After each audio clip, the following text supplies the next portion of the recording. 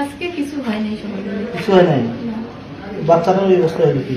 বাচ্চাটা তো আমি নিজে মারলাম। নিজে বাচ্চা কেন?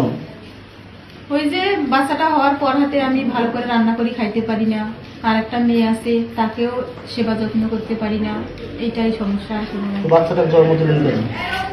জন্ম তো দিলাম, তারপরে কেন জানি এরকম আমি নিজেও বলতে পারি। আচ্ছা, বাচ্চাটার বয়স কত? আর আরো একটা বাচ্চা আছে না আপনার? সেটার 6 বছর হলো। আপনার বিয়ের বয়স কত?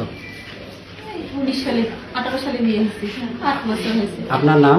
তুলসী রানী। তানাগঞ্জ থানায় শ্রী বাবুলাল রায়, তার স্ত্রীর নাম হচ্ছে তুলসী রানী রায়। ওই ভদ্রলোকের এই বাবুলাল রায়ের 2টি কন্যা সন্তান, একটা বছর 6 বছর আর একটা বাচ্চার বয়স হচ্ছে 6 মাস। গতকালকে 14/9/25 তারিখে তারা এই বাবুলাল রায়ের হোটেলে শ্রমিকের কাজ করে জীবিকা নির্বাহ করে বা সংসার চালায়। তো গত 14/9 তারিখে এই বাবুলাল হোটেলে কার্যক্রম শেষ করে, তার হোটেলে যেখানে হোটেলে সে কাজ করে শেষ করে বাসায় যায়। বাসায় গিয়ে তারা রাতে খাওয়া দাওয়া করে 11:30 দিকে ঘুমিয়ে পড়ে। ভোর 6টার দিকে বাচ্চার কান্নাকাটি শুনে, এই যে তার ছোটো বাচ্চা জুহি রানী, ছোটো বাচ্চার নাম হচ্ছে জুহি রানী, বয়স 6 মাস। এই বাচ্চার কান্নাকাটি শুনে এরা ঘুম থেকে টের পাইলে বাবুলাল রায় ঘুম থেকে জেগে তার স্ত্রী তুলসী রানীকে বলে যে বাচ্চা মনে হয় দুধ খাবে, বাচ্চাকে তুমি দুধ খাওয়াও, এই কথা বলে সে ঘর থেকে বাইর হয়ে যায়। একটু পরে সে বাইরে থেকে তার ন্যাচারাল কল হয়তো সেটা করে যখন বাড়ি ফেরত আসি দেখে যে জুহি রানী তার বাচ্চার গলা কাটা অবস্থায় রক্ত ঝরতেছে। এই অবস্থায় বাচ্চা তার দিকে ছুরি মেরে ফেলে, তোমার বাচ্চা তুমি নাও, আমি পারবো না, তোমার বাচ্চা তুমি মানুষ করো। পরে দেখে তার গলা কাটা। পরে সে জানতে পারে যে ঘরের মধ্যেই ছুরি দিয়ে বাচ্চাটার গলা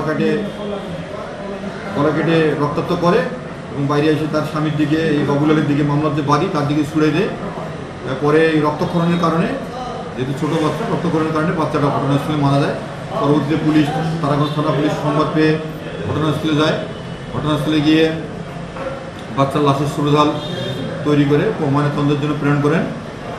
পরবর্তীতে এই যে জুহি রানীর বাবা বাবুলাল রায় থানায় গিয়ে তার আত্মীয় স্বজন অন্যান্য লোকজন নিয়ে থানায় গিয়ে তার স্ত্রী তুলসী রানীর বিরুদ্ধে অভিযোগ দায়ের করলে তৎপ্রেক্ষিতে এই তারাগঞ্জ থানার মামলা নম্বর 7 তারিখ 15/7/25 ধারা 302 পেনাল কোডে রুজু হয় এবং তুলসী রানী রায়কে থানা পুলিশ গ্রেপ্তার করে বিজ্ঞ আদালতে সোপর্দ করেছে।